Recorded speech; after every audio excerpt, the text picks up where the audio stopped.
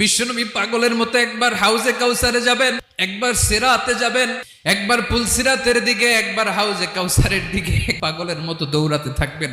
তার কোনো গুনাহগার উম্মত যাতে জাহান্নামে ঢুকে না যায়। কিয়ামতের ময়দানে ওই বিভীষিকাময় সময়ে মুসিবতের কালে মানুষগুলো পাগল হয়ে বিশ্বনবীকে খুঁজতে আরম্ভ করবে।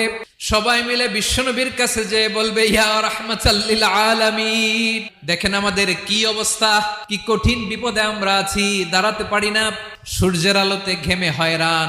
বিশ্বনবী মাকামে মাহমুদে যে আল্লাহু আকবার বলে সিজদায় লুটিয়ে পড়বেন, বিশ্বনবী এমন ভাবে অজর দ্বারায় সিজদায় লুটিয়ে পড়ে কাঁদবেন, রব্বুল আলামিনের রহমতের দরিয়ায় জোশ লেগে যাবে।